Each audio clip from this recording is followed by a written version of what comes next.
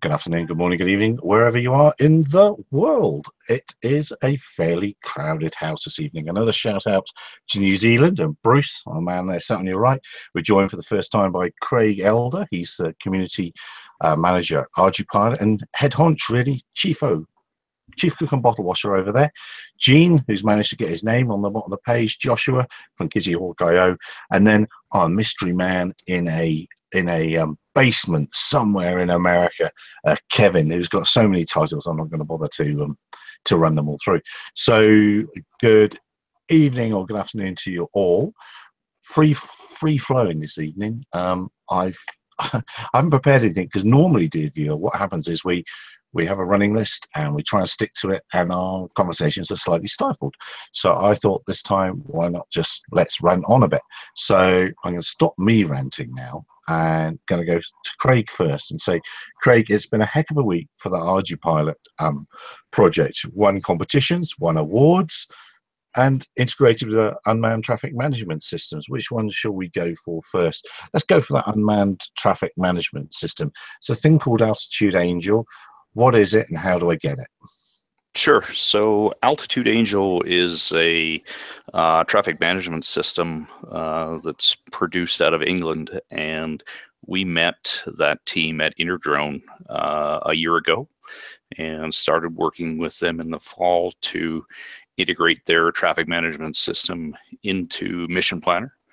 And they've taken a slightly different approach to traffic management than other people have. They're basically wanting to provide it for free and try to be as open source about it as possible. And given that we are an open source project, it made a lot of sense to integrate with what they were doing. And when we started, they had already created a plugin for Mission Planner, and Michael took that and extended it, and now it's quite nicely coupled with Mission Planner. And after a lot of beta testing and a lot of work over the last several months, we pushed the live switch on it this week, and there's a little pop-up that pops up when you turn Mission Planner on and asks if you want to sign up for Altitude Angel, and takes you away and you can create an account. And basically you get traffic information and collision avoidance information for the area that you're intending to operate in.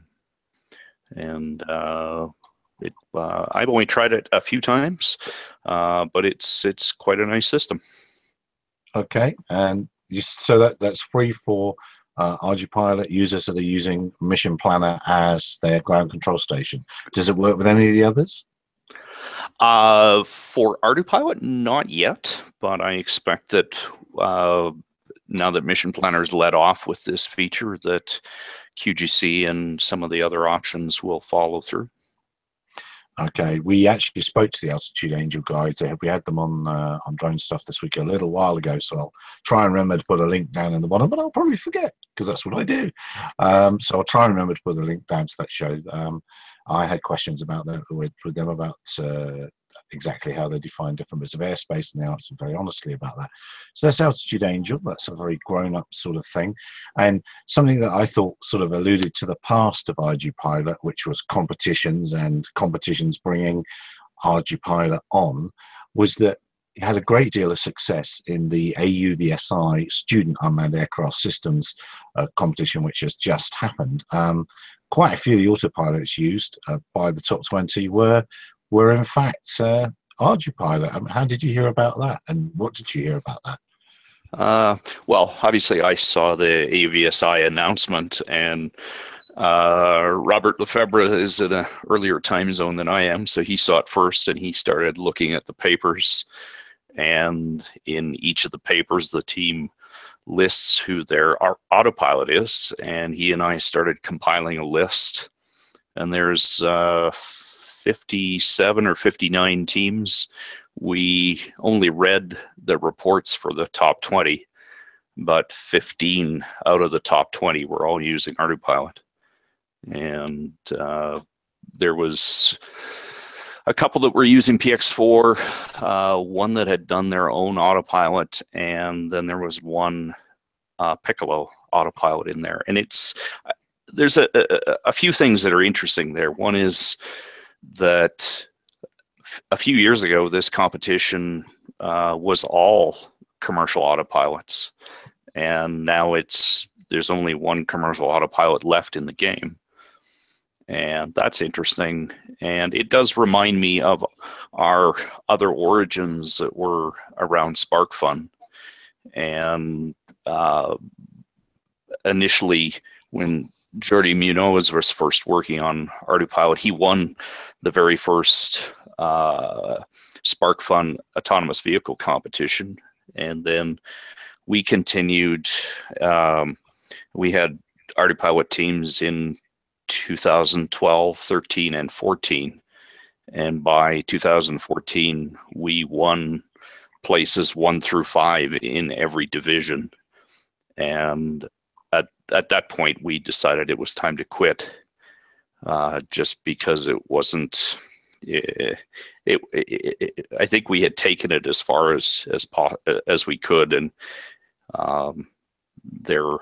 it kind of seemed like we were dominating so much. It was time to let some other people have a chance to compete there. And then they gave up with that, didn't they? Well, they stopped the flying bit, didn't they? They stopped the flying bit, and they're focused on ground vehicles. And most people are still running Rover in there, but they are doing some other things as well. And then the final big thing that happened this week for the Ardupilot project was Yanni, and I'm not going to try and say his surname. Maybe you can do a better job than me. Yervin. Yervin, oh, there you go. You did a better job than me, or than I would have tried. The Ardupilot picked up a prize in, of all places, Shenzhen, China, which is quite. If you know your drones, you know that's quite a place to be picking up a prize. And I don't know if you know much about that one. Do you know much about what happened with that, or did Johnny just go on a jolly? Yanni told us that he was going to be going and accepting this. He's obviously in that area, so.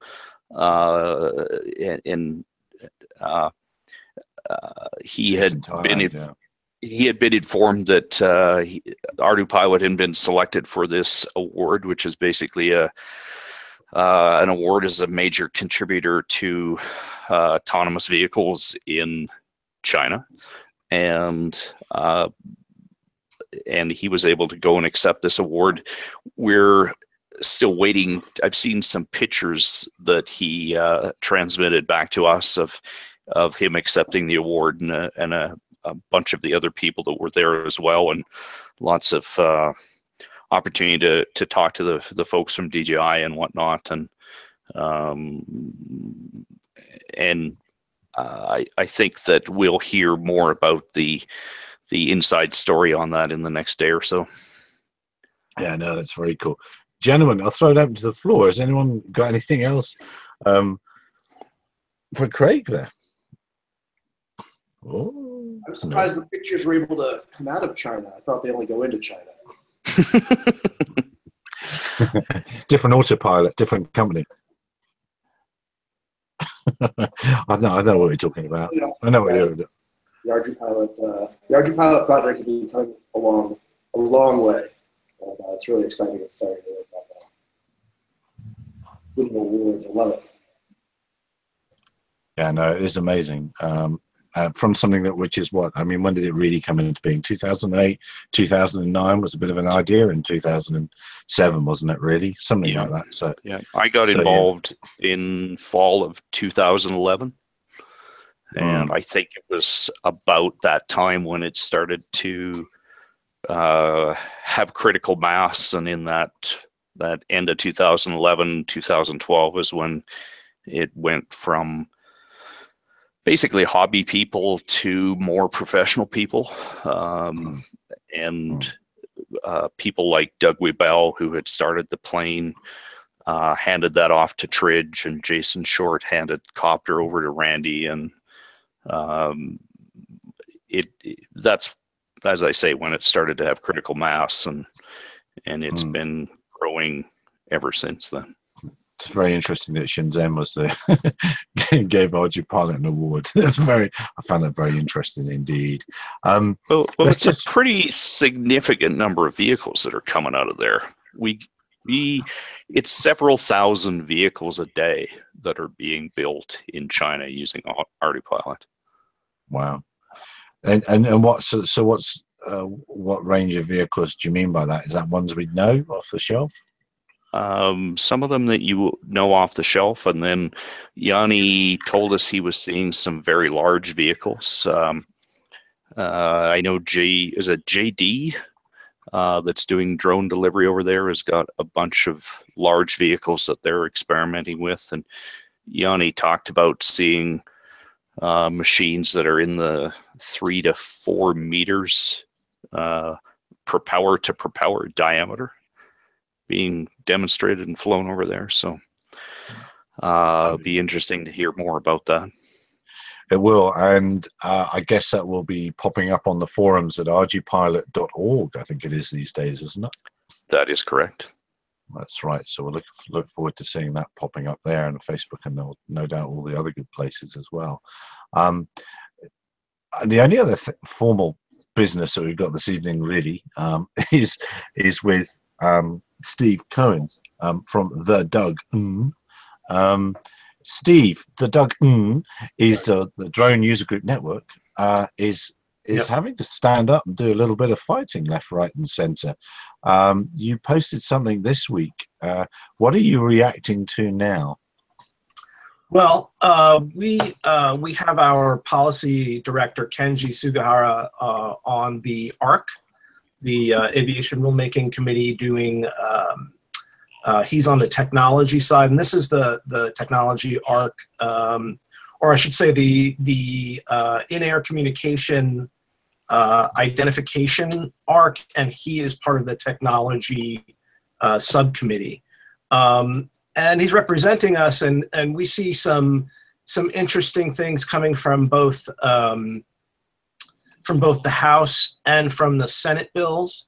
And so we addressed a couple of things, some about intake of private information was one of the things that we were a little up against, in the sense that if you're someone and you incidentally capture a bank robbery or whatever, someone cheating on their spouse, your sort of liability for that, or your indemnification of that kind of a level of or standard of clearance, let's say.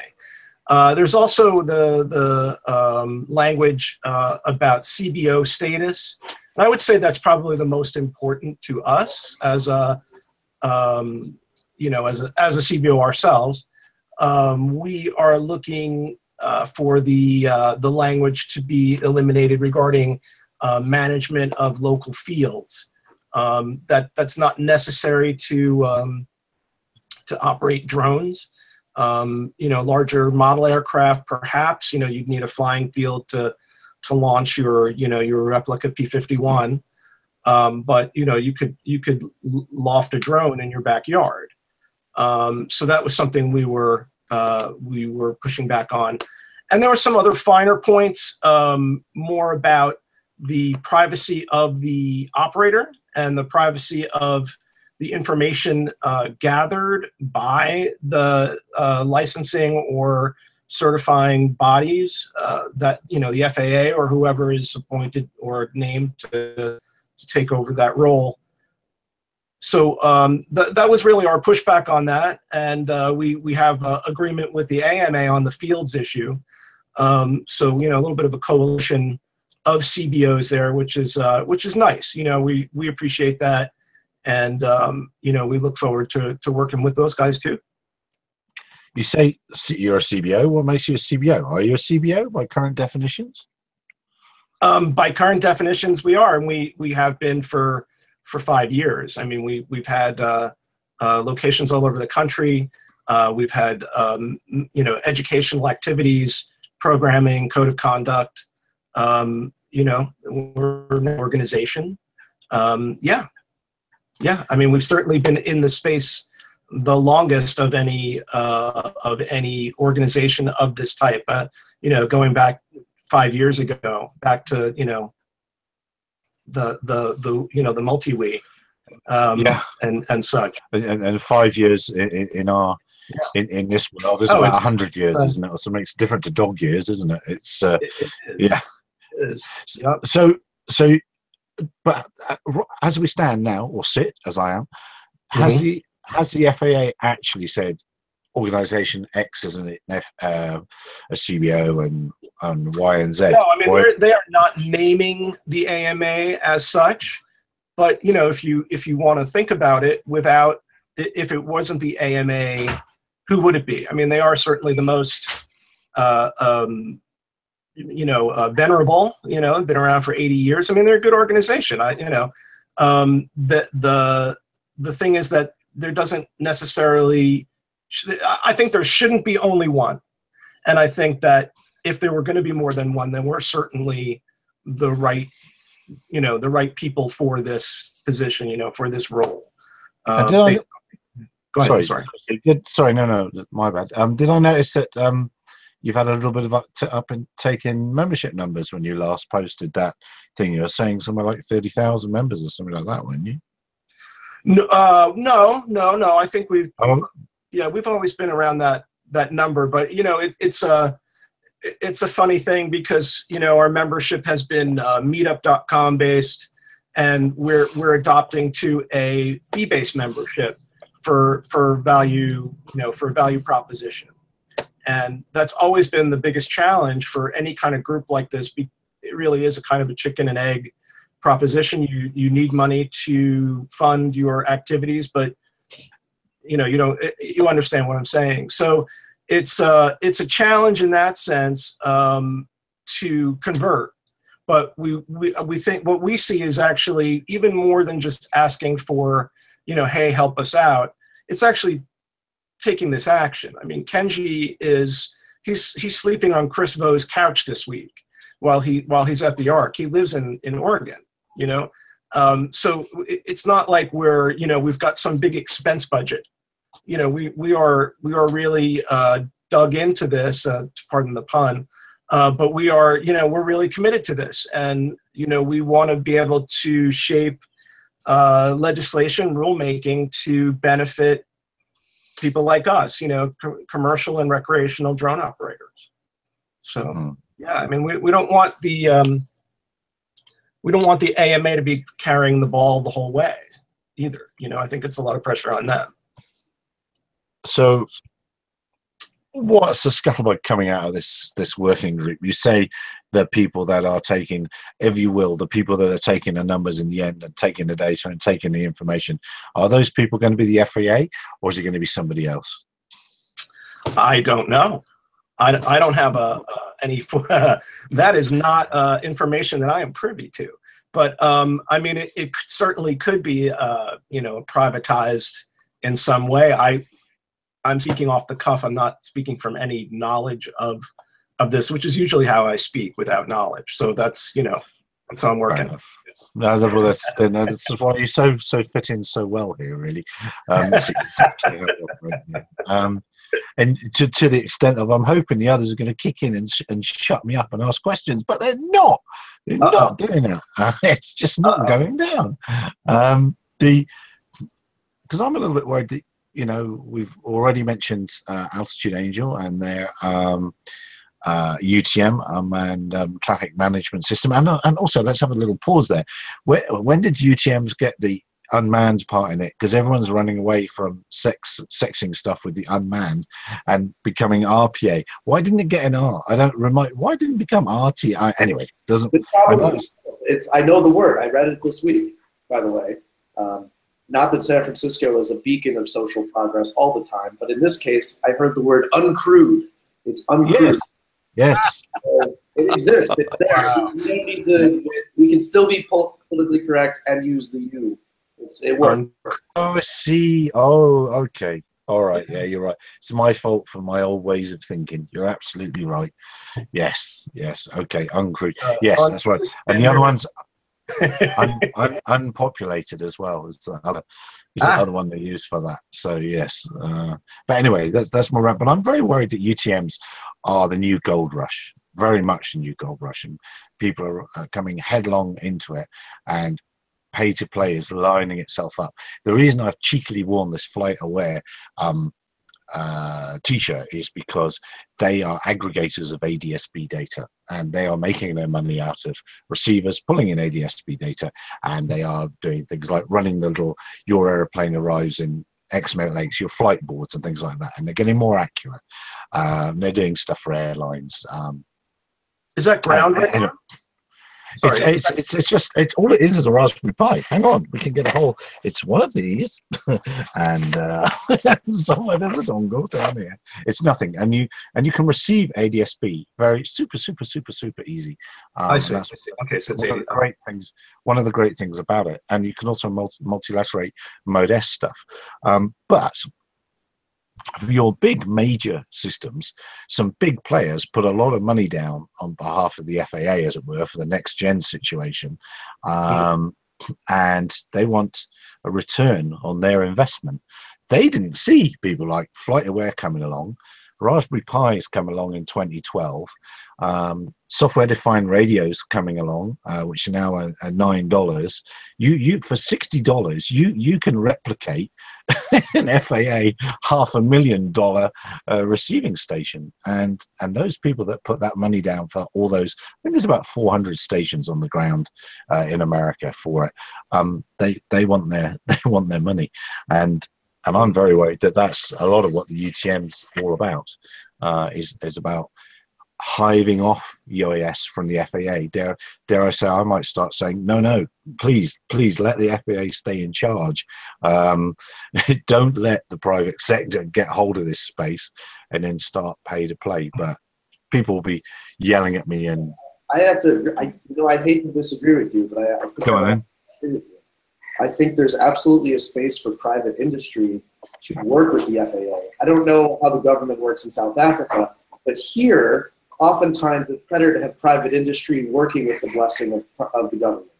It can be really slow if we're just waiting on the FAA to do things. I mean, we're talking about 3 to 5 years just for regulations. Let's not add to that the amount of time it's going to have them take to implement a technical solution in a really fast-changing industry. Yeah, no, fair play. I hear that, and all right, I'll have another argument about ADSB. I'll chuck it in, see if anyone else comes in there. ADSB, isn't it relatively heavy? No. With what's that company called? Avionics. It's a matter of grams. So it's actually going to become standard on DJI equipment. They had a meeting in New York, didn't they, last week? And it's going to be standard on some of the gear from next year. So no, it doesn't have to be heavy. Heavy from like a DJI standpoint, or heavy from like a weight standpoint? Like, is it a heavy protocol? I was thinking from a mass standpoint only. I wasn't thinking any. Yeah. Mass standpoint, they're very small. They're tiny. Very tiny. And that's, like he said, DJI is going to incorporate them, all their commercial stuff, the Matrice line and all the new ones. The 2018, 2019 models all have it. As UAS has posted the video, what, $50 in a 3D printing kit, you can make your own. Yeah. And I posted here on the chat list in this call here on the right for my screen. That's the list of everyone who attended the drone tech conference with Trump and their companies. So you can see there the #1 person being the CEO of Honeywell, who's one of the leaders in next gen air traffic management. And you go right down that list of who was there, and every one of them probably wants to see that technology go away immediately, only because it's counterproductive to what they're trying to do, and the billions of dollars of infrastructure and training and contracts going into 2030 for privatization and what they really want to do. You know, the CEO of AT&T, Verizon, all these people were at this meeting specifically for that. Every one of these groups and companies have a vested interest across the United States and the world when it comes to all of it. And it's very interesting. I'm so glad you put that. I'll put this in the bottom of what we do in the notes later, because we haven't spoken about this beforehand, Kevin, and you're the fourth person that's told me this is what's happening. So it's very, very interesting. It's not a very well kept secret, is it? It would seem at the moment, but that's what that joyous meeting was all about. And they couldn't foretell. And at the end of the day, I'm speaking at a thing here on Thursday. So if you're in Johannesburg on Thursday at about lunchtime, this is what I'm going to be talking about. But this is ADS-B is actually a 30-year-old technology, and it's not the solution. And I'm going to use the example of printing. In 1440, there wasn't a book in the world.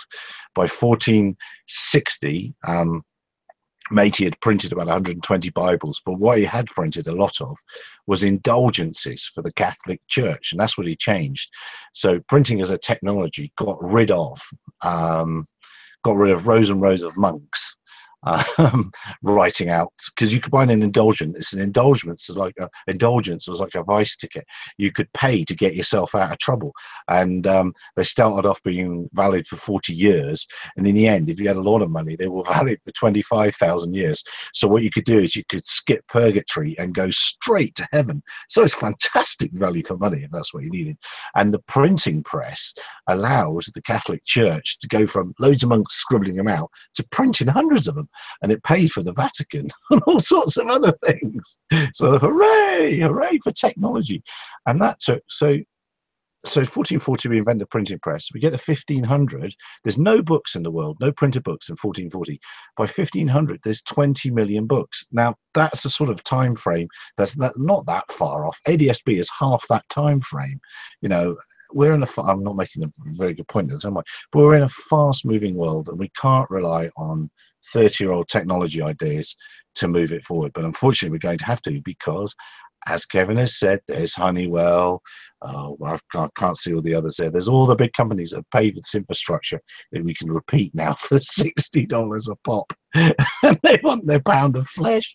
Well, that's Shakespeare, isn't it? I'll stop ranting. Someone else rant, please. Someone else rant. No, rant is fine. Please continue ranting. And anyone else wants to rant ahead, Joshua, go ahead. ADS-B is kind of an interesting technology. So I was just kind of doing a brush up the other day. And one of the things that I read was that ADS-B is already having problems accommodating aircraft like the 737. So because the 737 is so comparatively overpowered to its larger brethren, what you'll find is that you're getting false traffic alert warnings because the thing can climb like a bat out of hell. And so what they're saying is, all right, you're going to level off at flight level 300, whatever it is, and then you're getting these alerts from traffic that's just, you know, a few thousand feet higher that, oh, collision warning. And this is a big deal because, all right, here's this, you know, whiz-bang technology that's been around for 20 years that's already not working with the 737. Like, if that's already breaking it, we have big problems as far as what's going to be working with this system in the future. It's a great thing. Look, as a nerdy aircraft, this ADS-B combines everything I love now. Drones, computers, aeroplanes. It's wonderful. I love it. It's nerd heaven. You can see it on the screen. And it even appeals to the former controller in me because we couldn't see the traffic like you can when the traffic is announcing its position. I also think it opens up another question. If Honeywell and Co are jumping on board and they're going to, who actually owns the ADS-B data coming out of the airplanes? Does it belong to the pilot? Does it belong to the state? Does it belong, because it's free, it's transmitted freely into the air. So whoever, they treat it like rain. Balls. Data that falls from the sky. Like that. But you know what's, yeah, I'm ranting on a little bit, but it's a worry. It's a big, UTMs are a big worry for me. Let's jolly up a bit. Let's bring Bruce in. Bruce hasn't been here. Bruce, you have some positive news of regulations being relaxed in some places. I do indeed. Perhaps the worst country in the world for regulation, Canada, they've actually relaxed their regulations. They've gone all sensible on us, and they've reduced the no-fly area around airports from 9 kilometres to 5 kilometres, and around heliports from 9 kilometres to 1 kilometre, which makes sense. I mean, if a helicopter pilot is below 500 feet, 9 kilometres out from a helipad, his approach is all wrong. You know, I mean, so finally they started wising up. They've reduced the spacing or the minimum distance you can be from vehicles and people. So it's all gradually they're getting their sort of their house in order, And people in Canada, of course, are overjoyed because now they can fly their drones. There were huge tracts of Canada around populous areas where there's lots of airports and heliports where people simply could not fly because these regulations were so onerous. And now they're all happy and delirious and dancing on the streets, although there's still some issues such as having to put your name and address on your drone, which is a whole privacy issue. And even Sweden, I hear they're going to relax the camera laws, because in Sweden you couldn't fly a drone with a camera, not because of drone laws, but because of their privacy laws, which said that it becomes a surveillance camera, and therefore you have to have a license, which costs, I think, 1,000 krona or something. And even then you apply for it, you're not guaranteed to get it. So drones with cameras were effectively grounded in Sweden.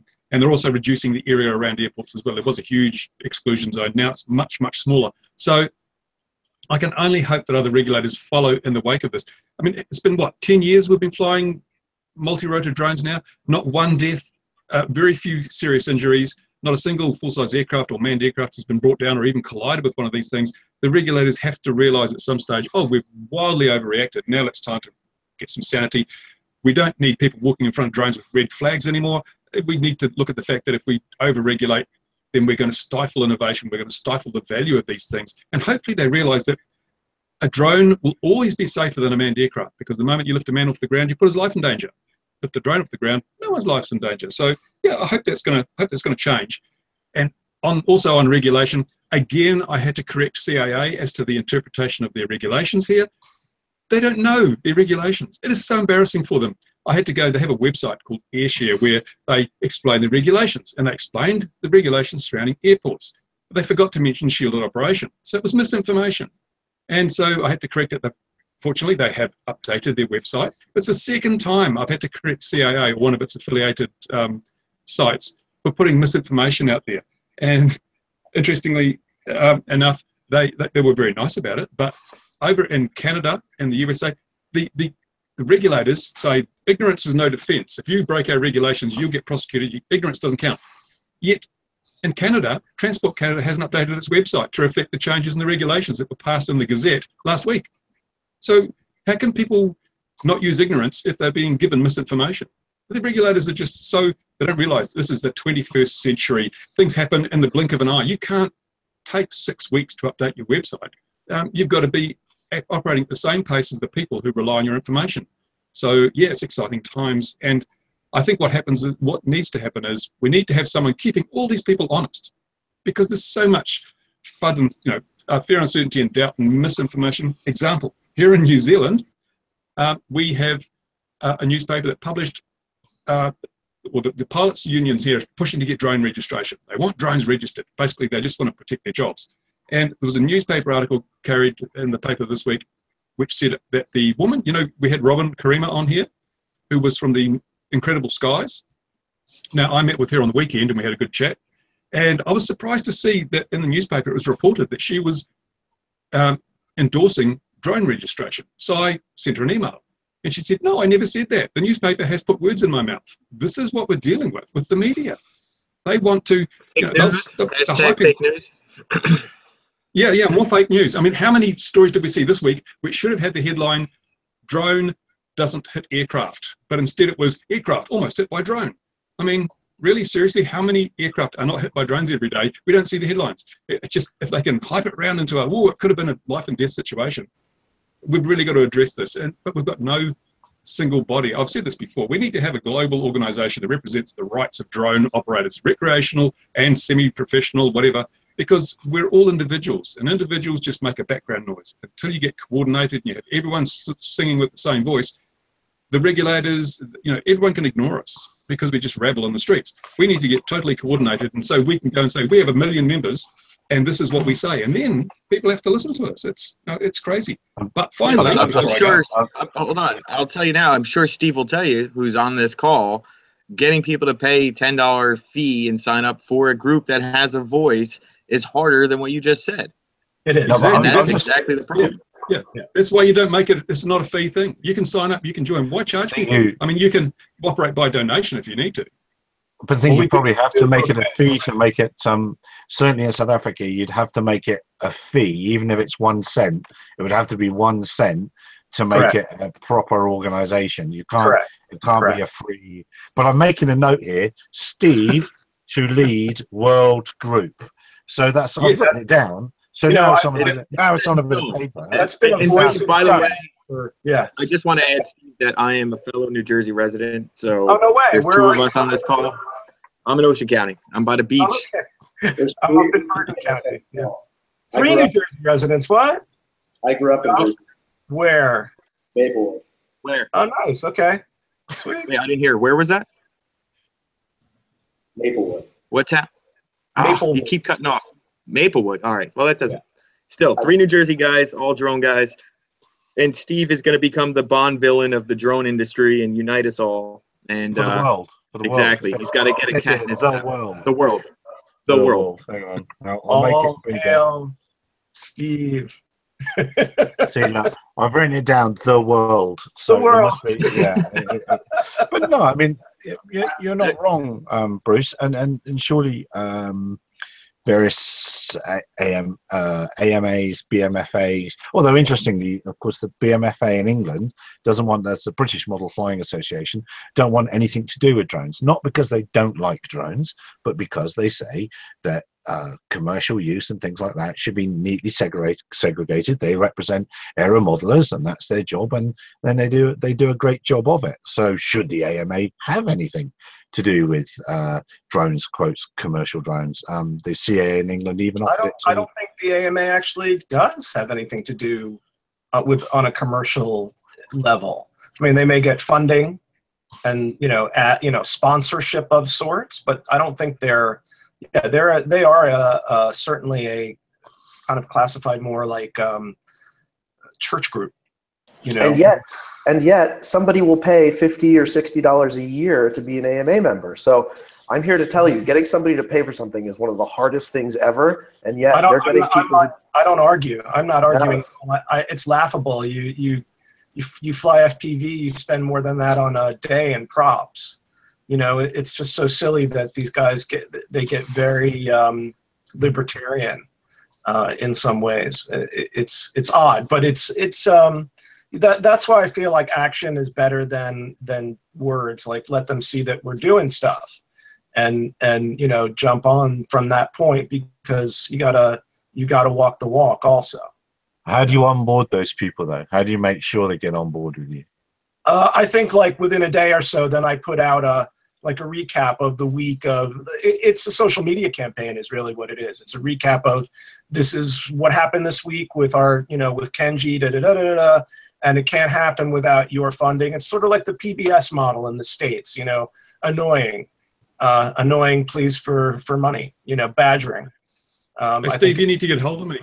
Maybe we can promote your organization through some of my social media channels and get you a bit more membership, because we do need to do something. It's at the moment we just get walked all over because we're just too disorganized. Then we've got. Yep. Sorry, Steve, after you. No. I mean, I liken it to. It's funny too, because there is a little bit of this culture. But when you, as like a photographer, which is what I used to be in the States, there's really no like guild or league or union for photographers, because we're all undercutting one another, and there is that operator mentality. It's that race to the bottom mentality. And my feeling is that there's just like, I just kind of stay above that fray, and let's just make it better for everybody. The rising tide, all boats, so forth. But I do see a kind of territorial thing that happens as well. When one thinks about it, we've got Craig from Ardupilot, and Ardupilot probably represents, I don't know how many thousand users around the world. So it's another huge group that is not a Doug N or whatever, or AMA. Craig, do you think Ardupilot could be part of a big thing, or want to be part of a big thing, or is it just not in there because you're autopilot makers? I think that just like we integrated with Altitude Angel and we integrated the Avionics ADS-B receiver into the autopilot, we would be in a position to be part of a bigger global participation. Awesome. Yeah. Yeah, I mean, Ardupilot has bought, and Ping it's because of Ardupilot. Ardupilot had ADSB in on the ground control station on Mission Planner a long time before anyone else. I know I've just had a dig at ADSB, but it's out there and it's one of the means that you can identify traffic around you. Well, and we've had it integrated into the autopilot. So yeah, if the autopilot detects an aircraft, it will take the evasive maneuvers to get out of the way of an incoming traffic. So that's right. What's the range of that? What is the range of that? Well, it depends on how you have things configured, but basically if you have an aircraft that's on a collision course to the unmanned vehicle, then the autopilot will steer away from the unmanned or from the manned aircraft. Right. But what is the, like, I mean, I guess it's all very much dependent upon like the sample rate and of the ping and the the speed that the aircraft is going and all that sort of stuff. But in other words, like, I know that, like, I've used Ardupilot and Pixhawk for many, many years. And I've often found that it worked, it was great for operating a vehicle. And, I honestly haven't used it in a couple of years. But it would kind of overload the processor at times. And, maybe that was pre-Pixhawk now that I think about it. But, if you're developing, the original APM that's right. hardware, we haven't supported that for years. And right. Not since 2013. So the code that does support ADSB is in the 32-bit microprocessor or the Linux boards only. Right. So I guess what I'm wondering is, what if you're flying along and you've got an aircraft 1,000 feet away, and your drone, makes a hard right, is it going to, it's sort of the in process, in practice, what's the range and that kind of a thing. The triggering happens at 400 meters in the video I've seen, so that's about 1,200 feet. But I guess that's you'd set that up yourself. You'd set the trigger up. Yeah. And with a multi-rotor, it's different than with fixed wing. With a fixed wing, it will start to turn 90 degrees and stay perpendicular to the path of the oncoming aircraft. Right. With the multi-rotor, you can have it change altitude and get out of the way. So the interesting thing I want to throw in about this then is, if the unmanned world got together and everybody got a Raspberry Pi and got a load of receivers together and got our own flight aware sorted out, we could be well ahead of the man. It's not the right technology. It's a cool technology, but it's not the right technology. We could get ahead of the manned world and say, all right, look, we can get out. If you're equipped, we can get out your way. Now, what are you going to do, manned world? Why don't you come to the party? Contentious, maybe. Yeah, that whole situational awareness thing is a big thing, as I've mentioned before. With the Pixhawk, interesting, I've developed the sense and avoid system, obviously. One of the things I found is sometimes you just don't want your drone moving out of the way of an oncoming aircraft because it may be moving into some other danger. So a pre-programmed algorithm that takes you at 90 degrees, is that the best option? Are there other options with the Pixhawk? Like, for example, what I've done is you can have a predefined safe point, and at the approach of another aircraft, the drone will automatically move to the safe point, which may be at a predetermined altitude and location. So with the Pixhawk, how much work are you doing on things like deadlock? You've got two aircraft coming, and the drone to get away would turn into the path of another one. It's a really difficult situation to deal algorithmically. What are you guys doing? Are you sort of having just a light level stuff, or are you getting serious about that collision avoidance? I think the collision avoidance is something that's in development, and as you say, there isn't any one answer that's going to be correct 100% of the time. So it is something that we do need to continue the development on. And we have been working with Avionics to implement additional features in there. Yeah, it's an interesting. It's one part. It's one part of the solution is to detect, sense, and avoid. And certainly, what's happening is another example I'm going to use on I need to get the numbers up, but I mean that first teraflop computer came into being in, I think it was 2000. It cost $100 and something million and took up 150 square meters of space or something like that. And then 2016, Nvidia brings out a 2 teraflop video card, and it costs $49. So, you know, in a very short time, things like vision-based anti-collision. So, okay, it sees the aircraft coming via ADS-B or which other electronic conspicuity technique the aircraft is using to transmit. It makes a decision of which way to go, and when it turns, it also has a look as well. So, oh, look, there's a tree over there. I better not go through that tree. I mean, that's all. 20 years ago, that would have been hugely expensive and very, very difficult, but it's coming fast to us now. Before 2020 comes and the ADS-B mandate comes, ARPAs, well, already the Mavic and things are filming little bits of the ground before they take off, aren't they? And they're going back to the same spot. So we're just moving so much faster. And that was my point with ADS-B, so much faster than the 30-year-old technology. That is it really the one to be pinning the tail on the donkey to that. I'll stop ranting now. Back to crowd.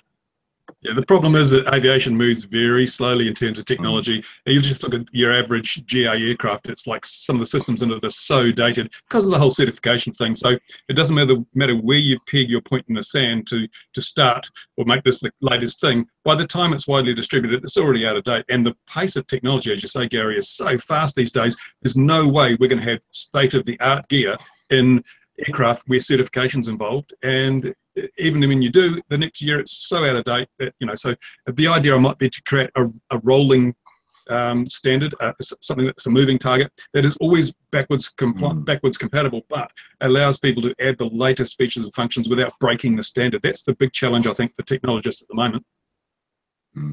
No, I agree, and I think it's got to come. You can see something. I can see some sort of map or virtual reality system. It's got to be VR now, hasn't it? It's got to be augmented reality on the.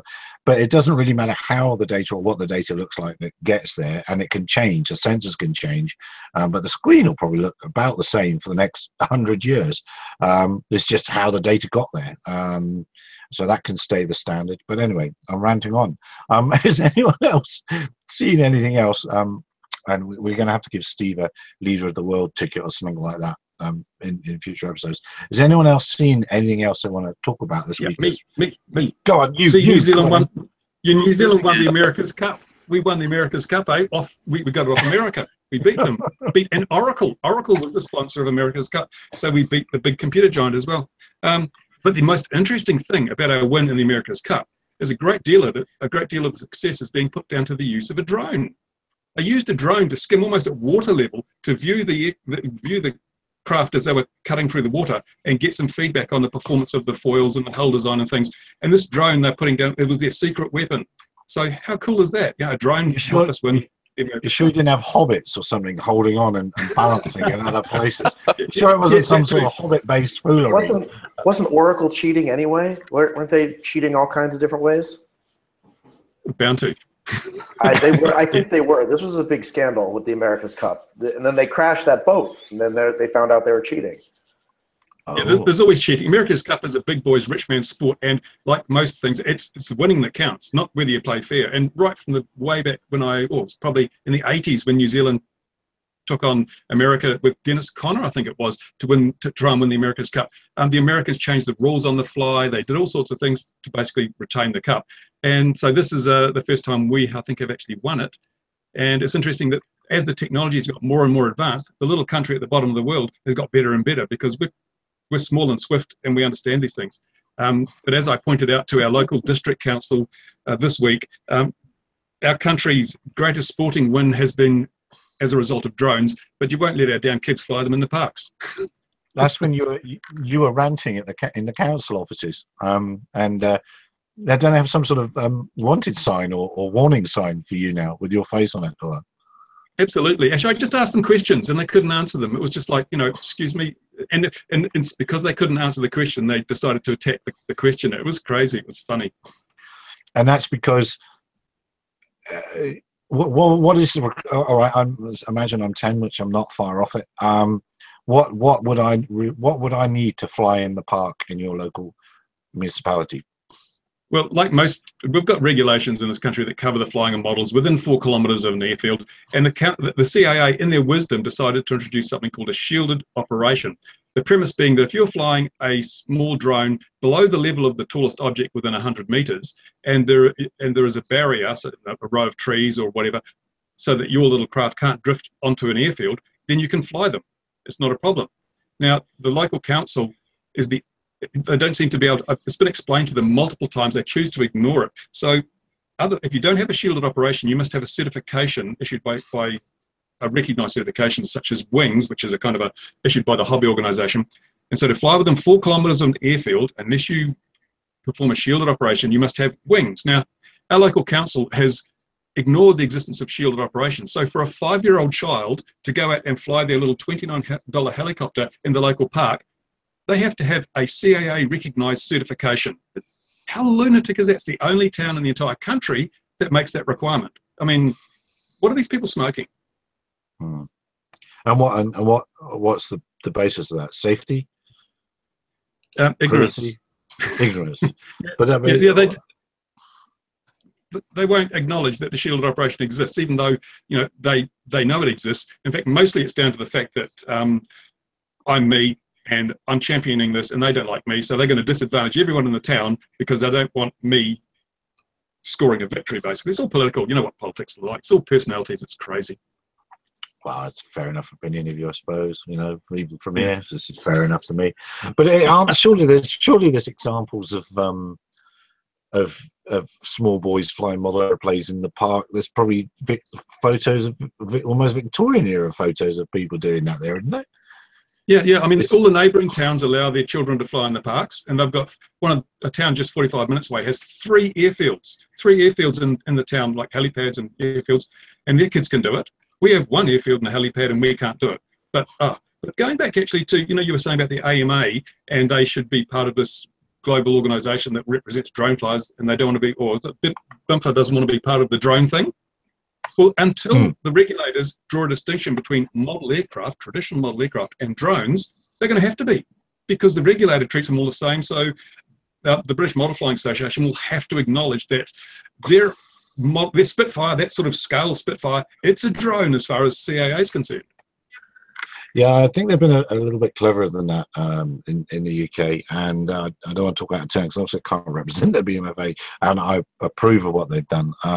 They just wanted to make sure there was a clear distinction between people that wanted to fly for money and their safety rules and stuff like that, and it's been very wise, and sensible regulations have grown out of all this.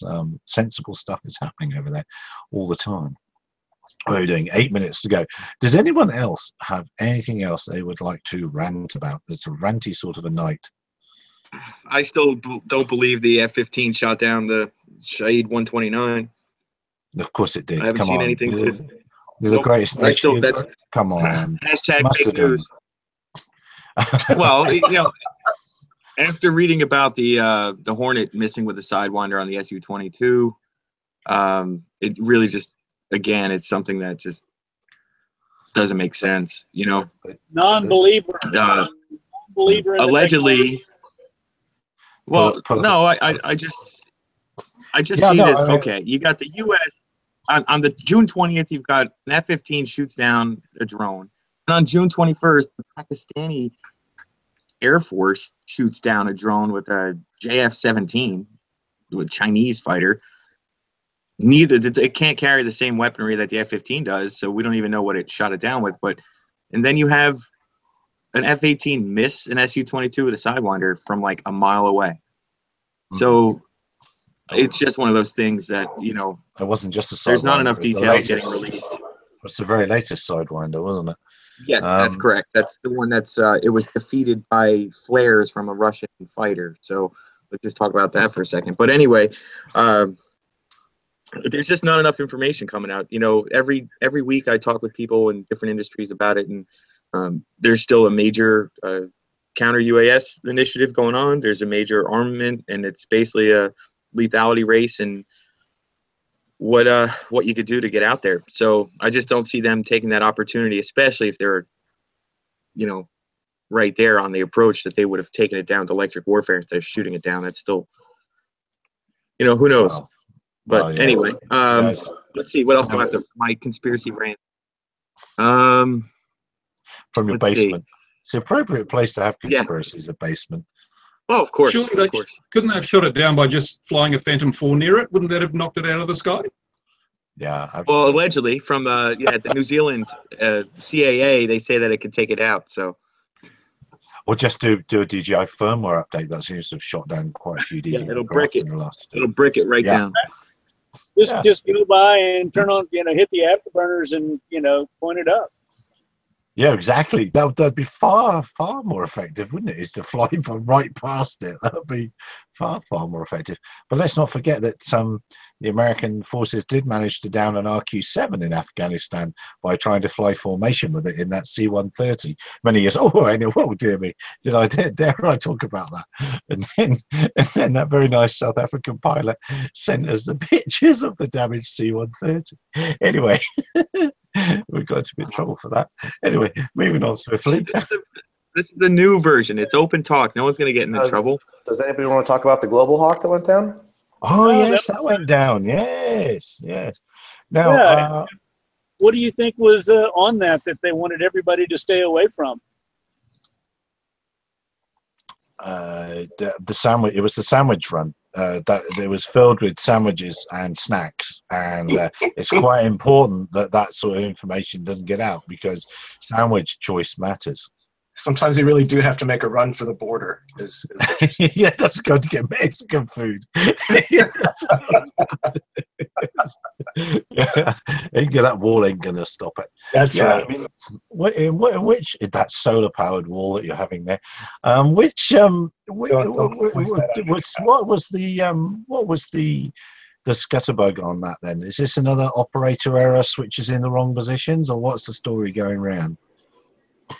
So I think the interesting part is, right, this was the first one to crash in 2 years. They're, I think, $122 million a piece, so certainly not a cheap aircraft to have go down. And I think this is the first Global Hawk to go down domestically in the United States. So I don't think we've ever slammed one here before. So it's kind of a groundbreaking, no pun intended, kind of aviation accident in the unmanned world right now. Or sorry, uncrewed. Yeah, the unpersoned, yes. It's whichever un you want. Yeah, a lot of the Predator and Reaper fleet problems were with the ground control stations, weren't they? And they swap positions, and the other guy in the left-hand seat had the fuel cock off, and then they'd watch the thing go down below its radio range and stuff like that. So I wonder if it is. It'll probably turn out to be some sort of handling error like that. That's my bet. There will be some gross human error that's caused it. I won't believe it's the aircraft for a second. I don't know. That was on a routine flight. It was going from one base to another one, on some weird flight path, and it just went down. I don't see where the human error. It's very rare to have pilot error. Most accidents happen on routine flights. That's true. I just don't know. That airframe is probably one of the world's most advanced autonomous fighters. That's just what it made to do. So. But nobody wants interesting. it. And it's about the size. Nobody wants it. I've got to find a picture. Standing next to one, it's like a school bus. But nobody wants to buy it. They can't sell them. Well, again, Joshua got the price point pretty close. That's why. Yes, because you can get the Poseidon and the various other things that they've crewed out. I'm sure fully loaded, it's a little bit more. But yeah, that's not a cheap aircraft. But haven't they kept the TR1s going? Didn't the Air Force manage to keep them going again? And the Global Hawk was supposed to replace those. I don't know. I haven't seen any of those smash yet. That's really the only time I read about that stuff. Yeah, they don't. We had pull up a sandbag, but we had the crews come and talk to us back when I was a lad and because we used to have to give traffic information to them, even though they turned the transponders off above 66,000 feet, and we still had to call in non-squawking traffic. And they said to us, "Yeah, it's great. When you tell us that they were so high, they couldn't actually see England down the side of the cockpit. So we're giving them, you know, there's traffic in your 12 o'clock range, 4 miles, and whatever, and they can't even look down and see the UK." It was a pretty amazing aeroplane, and we were just absolutely awestruck to be able to even speak to those guys. It was just quite amazing. Well, in closing, I'll just jump in there. We're going to wrap it up. Steve is going to rule the world for the drone industry. Thank you very much, Steve, for taking that mantle on. And yes, again, the voice I've heard in my head all my life.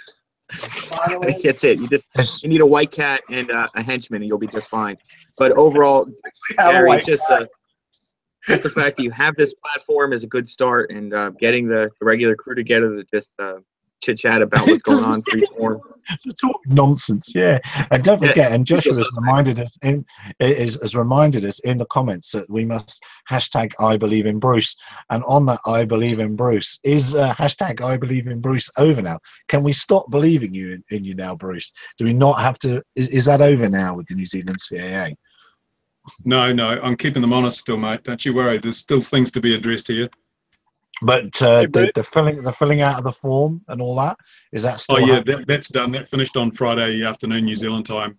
So yeah, but several hundred people I think went and filled out the form and gave their point of view as a result of the video I put up, which is always good. And so who knows, I may get a call from CAA saying we invite you to be on the regulatory review committee, but it's not going to happen. I feel that's fairly unlikely, but it is. Yes. So I'll just keep highlighting the inconsistencies and the lack of knowledge of their own regulations within the organisation, and hopefully they'll just keep fixing things as I find them. So look, Steve's got the cat. He's got the cat. He's got the whole lot. He literally has a white cat. Yeah, we're all bow down to Steve. Here we are. I'm all set. I reckon pets look like their owners, eh? What's up? I'm sorry, I didn't hear that. Oh, nothing. Don't worry. I think it's the other way around. Nothing to see here. Move away. Move along now. Nothing to see. Nothing to see. And there we go. It's a minute past the hour. So I suppose I should have to say something like, does anyone else have anything else to freeform about? No, I'm good. Not here. No? Oh, Gene. Go on, Gene. I have 2 words for Bruce. Sovereign indemnity. So your people can say anything they want and be as ignorant as they want because you can't sue them because they have sovereign indemnity.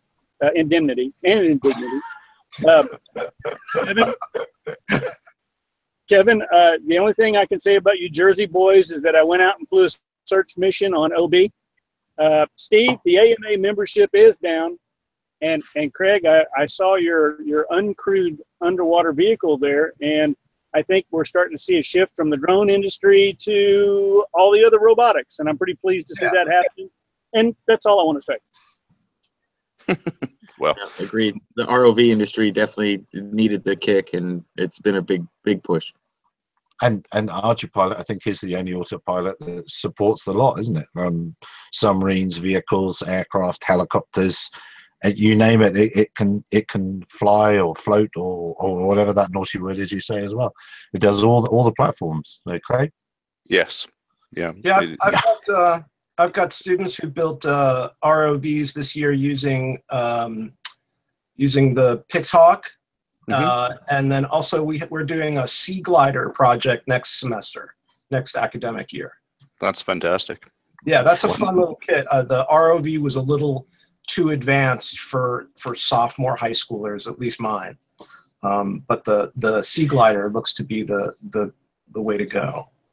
There are a couple of pretty good books on ROVs. My background is remote and autonomous underwater vehicles.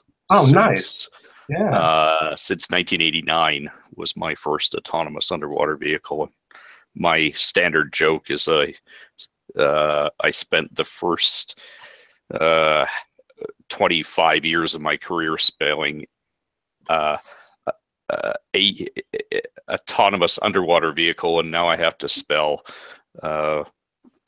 autonomous aerial vehicle. Yes. Right. What was that word? Autonomous. All right. Unmanned gentlemen. aerial vehicle. Yeah.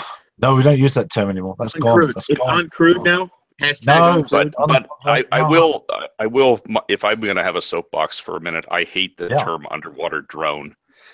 ROVs have been around for a long time before there was such a thing as flying drones. And I understand it's drones' popularity that's bringing a little bit of attention to the underwater world, but I would still rather have them called autonomous underwater vehicles or remotely operated vehicles. Tough cookie. We got stuck with it. You're going to get stuck with it too. Yeah. Well, I wish I called, and I could have done when I started SUS News nearly 10 years ago. I could have called it Drone News. It was still available, but I didn't want to because nobody liked the term drone. And I've spent the first 4 or 5 years of SUS News avoiding and getting rid of the term drone from everything, and then I just gave up. I just gave up. It was pointless trying to do that. So I wish I called it Drone News. I'd be a very, very wealthy man now. But there we go. There we go. Craig, where are you located in Northern California? Where are you located? Actually, I relocated to Colorado a couple of years ago in what I refer to as the UAV slum. That's Denver, Boulder, Fort Collins. Wow. Okay. And, nice. No, I'd done some. I took one of the mate classes out at that mate training in Monterey last summer. Oh, cool. Yeah. So we should definitely chat about that off line here. That would be cool. Awesome. We've gone past the hour, so I'm supposed to say things like subscribe. I'm supposed to say things like, hate, whatever you like, as Bruce says. It's all interaction. It's all good, and we'll look forward to Steve's manifesto to save the world next time. I'm sure it won't take long. We're calling it Mind Drone, right? Yes, there you go. Yes, there it is. And obviously you've got students available, so they'll be able to do the flyer run and everything for you for the whole planet. So it'll be quite an easy thing. Hashtag minions. He's got them already, so we're in trouble. So thanks, gentlemen, very much for taking the time out to join us again. Good luck with your endeavors with the Doug N, Steve, and I hope you managed to lobby fine. Craig, well done, Ardupilot, Team Ardupilot for the win, and I hope it goes from strength to strength. It obviously is. China's taking notice. Bruce, I could put one more plug in for Ardupilot. They are going to try and do an unconference in China this October, so that should be quite interesting. And what do you hope will come out of that then? That'll be a developers conference over there. And why would making it in China be a cool thing? Why does it make it better? I think just because of the number of companies and the number of vehicles and the number of developers that are over there.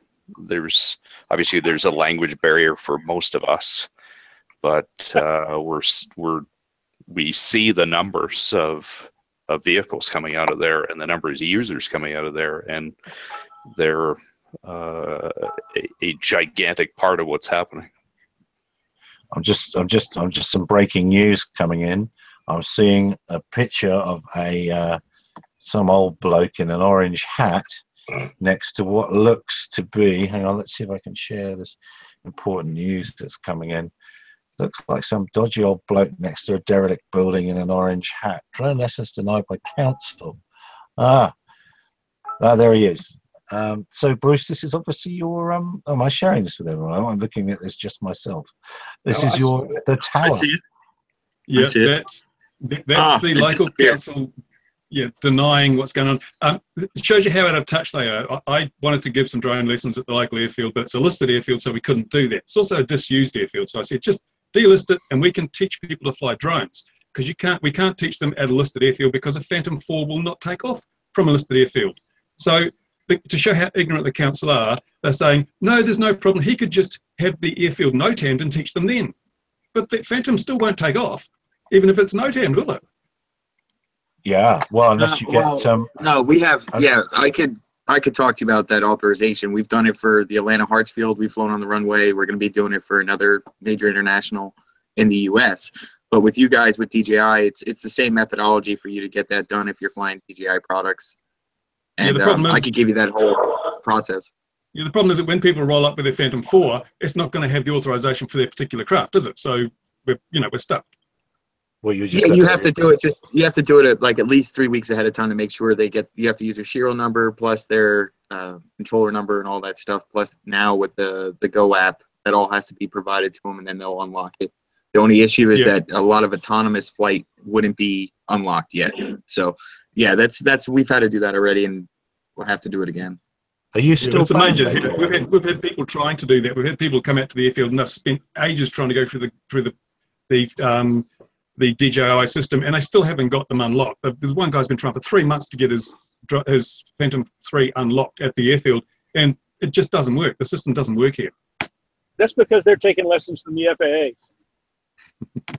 Well, but the end. But this is almost. But are you still a banned person, Kevin? Though in the DJI world. No, I am now accepted and welcomed into their arms again. Okay, whatever you say. But isn't this another case for some sort of open unmanned traffic management system or some sort of system that talks nicely to regulators? No, go on. Why not then? No, you can't see it that way. You have, in one hand, you have a manufacturer who went well beyond what they were being suggested to do, which was basically just do a geofence, around every single listed airport that was, towered. And then you have the FAA system and what you were saying about some sort of UTM or whatever. Those two things are not the same. One, there's a company, and this one is a mainland China foreign actor who controls the air flight of a product that you bought without your wishes. And the other one are the ideas of having a safe flying environment for general aircraft and passengers. So you can't intermix the two. One is basically the Bond villain who has control over all these micro products all across the world and can literally brick them or say no, they can't fly here in the name of safety. Then you have the other one, which is the public masses and what the registration and education tries to teach. You don't fly a drone in these areas. Now, look at every single piece of technology and tools in the world that can cause harm or kill someone, and look at the different fail-safes that are into them. Vehicles, firearms, things like that. This is the first time that a global manufacturer has actually restricted its use in certain areas. The iPhone, I'd love, go ahead, please share about the iPhone, Gene. I saw it. Go ahead. Sorry, mine is Android, but it's still used as a weapon. Well, okay. That's it. So anyway, to answer your question,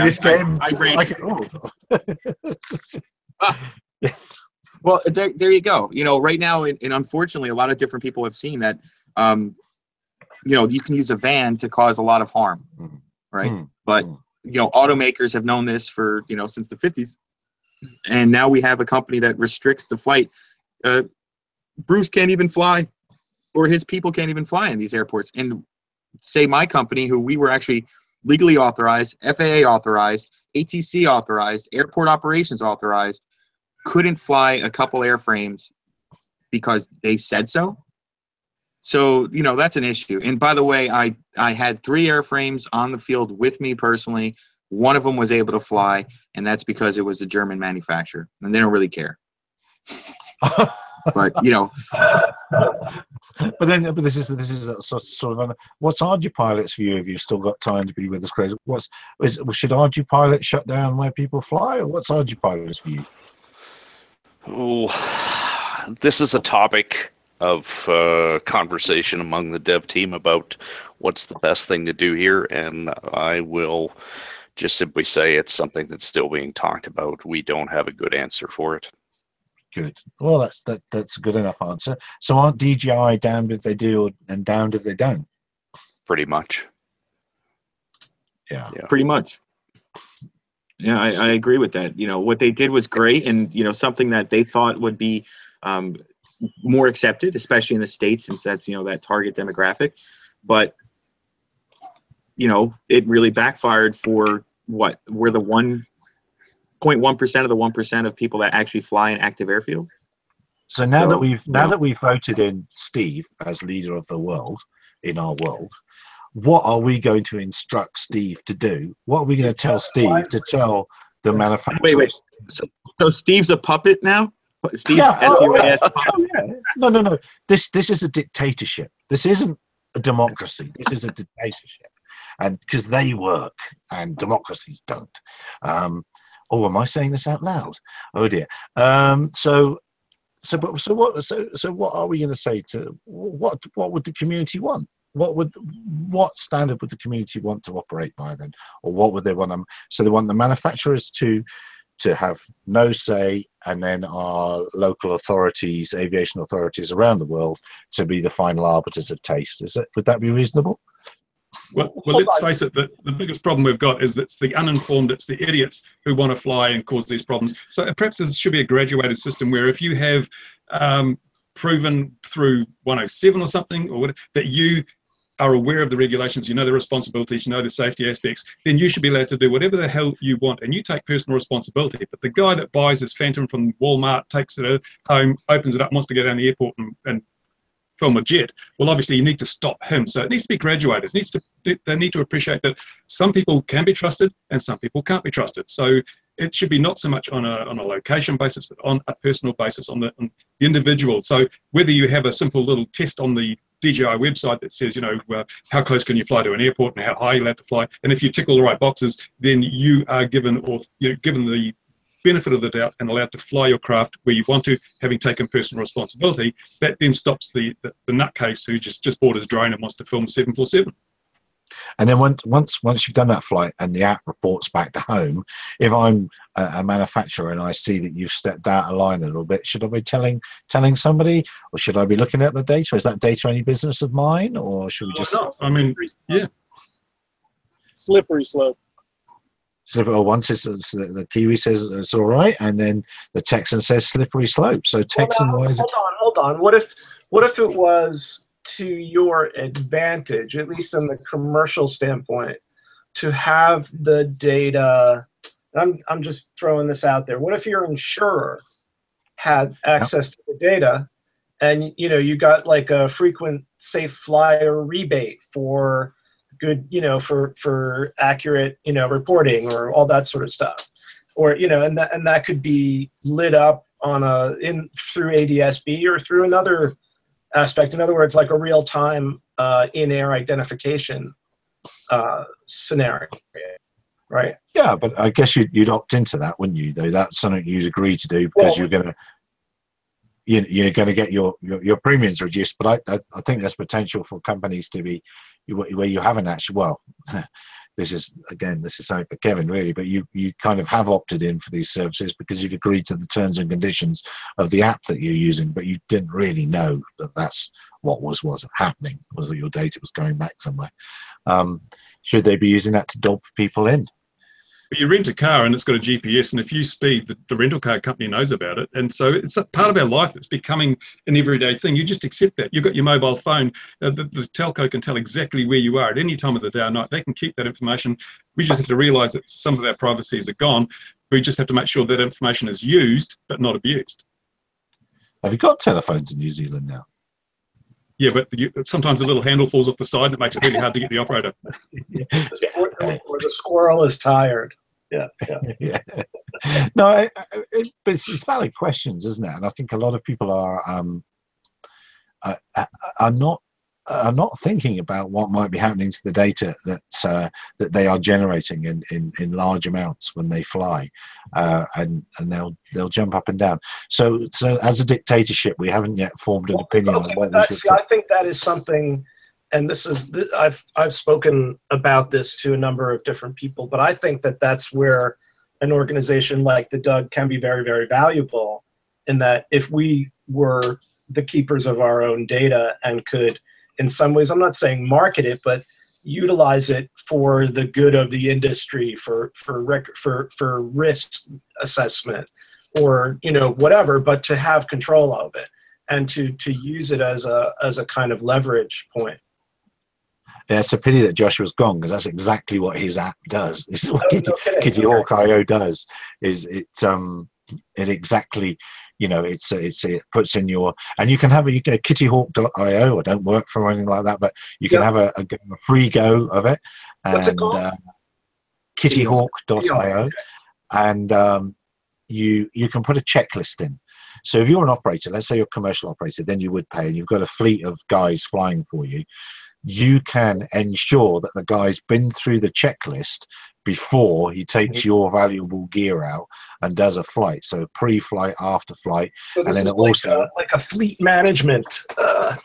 It can be from the commercial thing, or just for you as Joe normal user, you can keep a track on does your flight logging and all that sort of thing. So they're gathering a huge amount of data. It's interesting, isn't it, that people like Drone Deploy bring out reports on what their users are mapping and things like that. And I often wonder if those reports are more valuable than than some of the other things that are done. They're getting an awful lot of insight into their end users. Tremendous. And this was all part of that when it comes to user agreements and reading between those lines. And from originally one of the first ones that was out there where you could just upload your flight plan and for tracking, Google proved a long time ago that all that information has value.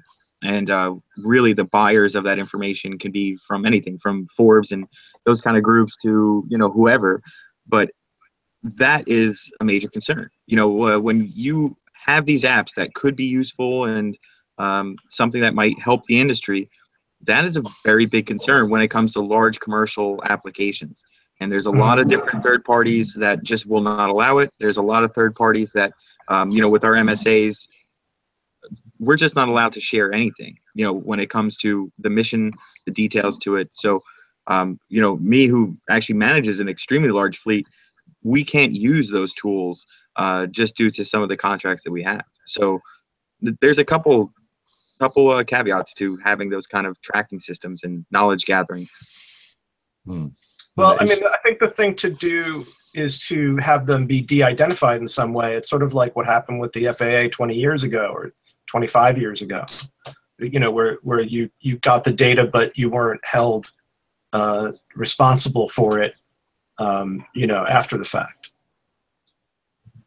I'm not quite with you there. Which back in the day when there was a lot of crashes in the U.S. or for U.S. flights, the FAA put in like voice recognition software in the cockpit to transcribe cockpit conversations.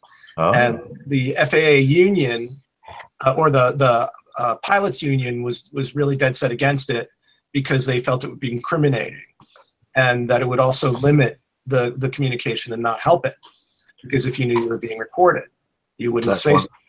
That's one of the big hates of ADSB, because of course from the second you switch it on, the aircraft on, it's automatic, so it starts running when you put the airplane on, and so does DJI. Just saying. Yeah, that's true. Yes. Gentlemen, could you just talk amongst yourself? The dog's going nuts. So sort the dog out. So just sort the dog out. Okay, Gene's got control. Go for it, Gene. Hey, great. I'm all for actually, safety first. That's right. Yeah, safety first. But insurance companies, they're not going to give up money. So that's kind of a red herring there. Huh. God, man, I didn't even get to sit in the pilot seat for 5 seconds, and Gary's back already. I know. I'm not paying attention. I'm on my social media now. He's moved on. Attention span. There was millennial. There's what was the red herring? Why are we talking about herrings now? Why is it fish related? Industry dropping rates for safe operator, or just doing something that saved you money. I think is what you were saying, Gene. Yeah. But that's another one of these things, isn't it? You get the I don't know if it happens over there, but your insurers, for your car insurance, you put the mileage app on the thing, and the idea is that you see how to drive your car efficiently, but actually they're logging exactly how you drive your car. And then Progressive Insurance over here does the same thing. If you plug in the little dongle, it's voluntary, and it reads all your ODB codes and everything out of the engine, and it's supposed to, get you good rates. I've never heard of anybody getting better rates because they put that dongle in on their ODB. That's just me. It just goes to show about when things are voluntary as compared to mandatory, what that really means to the users as a whole. So we're talking right now globally, and what that really means. There are benefits, and I don't know if you read what I wrote about it, but accident recreation or being able to identify causes and faults, absolutely. Those are mandatory. I see. That's a very useful tool. I've actually personally used them. But then when it comes to that whole involuntary providing of information that could have value, which all of this, as you said, Gary, is extremely valuable in the right hands.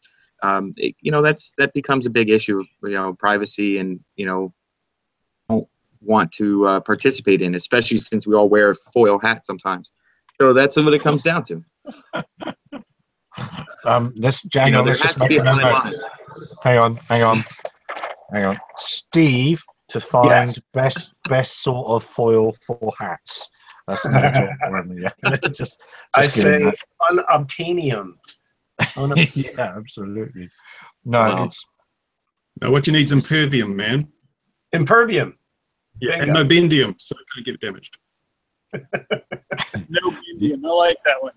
But just don't get it made out of the stuff that they used to make helicopter parts out of in New Zealand, because we know you can damage that quite they're easily. very frail. So, very frail. Very, very frail, yeah. Sparrows can mess them up pretty good. So, before it's already 6:30, half hour over time. Are there any new hardware companies that anyone's aware of that has a good, viable product that's hitting the market? That's something that we talk about often. To do what? Exactly. To do anything. How about that? Something better, something new. Better than what now? Better than like a Phantom kind of thing? Is that what you mean? Or something on a larger scale? Well, I don't know what category of Phantom is, but it's definitely on a larger scale. We're talking about U.S. hardware companies and all their failures, German companies, Sweden, Australia. You guys, is there any really good, viable products out there that are hitting the market? I quite like. Have you seen that big seaplane that they're trialing in the Mediterranean? I can't remember. I want to say it's called the Oryx or something like that. I can't remember what it's called. It's a twin-engine thing, and it looks a bit like what was that cartoon or the TV show? Was it a Grumman Goose, a twin-engine seaplane thing? It kind of looks like that. Have you seen that? That's a big platform. PBY? Like a PBY? Yeah, it's a bit like a PBY. Oh, let's see if I can find a picture of it. That seems quite cool, but just because it has the quite cool factor, I can't actually think that this week I've seen any new fancy platforms. Unless are you leading us somewhere with this? Have you seen something that amazing? Really the segue just goes into have we moved on from that hardware race? Has everyone accepted that they're going to be second and third place to China and what the mass manufacturing is going on out there? Or is there still room for something that can really get some market share? Because that's really the whole thing. The reason it'll get market share is because it's not sharing data with China or India or wherever the overseas manufacturer is, and it'll be that'll be the reason something will get market share. You don't want to be doing critical infrastructure inspections with things that tell stories. No, and that's it. Is there enough? So if the case is, I'm sorry, Gene, but if the case is that it's closed off and hardware will just develop with the 2 or 3 manufacturers globally, then what is it next? Because doing cloud processing and trying to work in that arena for almost 2 years now. That's really not going as quickly as it should be. And if that's really what people are talking about as the next thing or where the focus should be, I'm just curious if this panel has any insight onto that. 5G is the next thing. Yeah, 5G. Yeah. But one of the things that I'm encouraged about, I don't know if you've seen it, but GE is starting a big push to get into robotics. And they've had several press releases, and you know, they get popped up on LinkedIn all over the place. But I think I'm encouraged by their entry into the robotics market, because they are big enough that they could push some smaller cottage industries to produce something that could be the next big thing. I'm hoping. Well, I mean, I wonder what they're flying at the moment. Well, word on the street is GE is working with a lot of DJI products, the Matrice 210 RTK. And to actually expand on that, T-Mobile, Verizon, AT&T, all of them were at that council with the president. Well, just wanted to put out there 5G thing, and also the vehicle-to-vehicle standards as well, isn't it? That's going to be a big thing in our world. Well, Craig will probably have some thoughts about this, but this is communication standards between unmanned, well, all the vehicles, boats, planes, and cars. They're all going to want to talk to each other, and those standards are coming, I think. And those telcos want to be the one providing it. They want to sew it up. Well, that's the thing right there. You know, Intel is involved with drones. Intel is also involved in all those technologies. You've got Verizon, who's making a major push with the 5G initiatives. Qualcomm with the comms aspect of it. Talking about there is taking that conglomerate approach. Like, let's look at these airframes that want to carry people and still be called unmanned. If you took Tesla's technology with Uber's infrastructure and technology with you know, Tesla's battery or something else like that, and put it all together, you'd probably have one heck of a machine. But that's never going to happen, you know. But we don't need it anyway, because no one's going to go to work in 20 years' time. Yeah, well, that's it. You know, look at it right now. What's the big next of what we're doing? 5G definitely. UTM, that's going to be apparent. Well, that's part you know, that's part of the 5G gig, isn't it? That's the argument they're going to use against ADS. It's very nice for those old aeroplanes and those old codgers that drive around in them. That was nice in the 90s, but we need a 5G vehicle-to-vehicle solution. Oh, here it is, and by the way, we can roll it out around the world.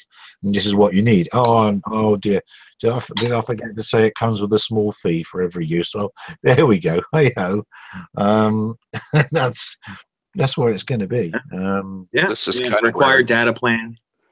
Sorry, this is kind of where Gary and I started before the call started. We were talking about the flying cars as the flavor of the month development right now. It seems like everybody's trying to come out with something and try to hit the standard of it has to be better than an R-22. Yeah, that's what we thought beforehand. Yeah. And I think that's right. Gene's got to go. That's it. Gene, in fact, Gene, it's always a pleasure. It is, from one man cave to the next. In fact, everyone's in a man cave. I'm in my living room.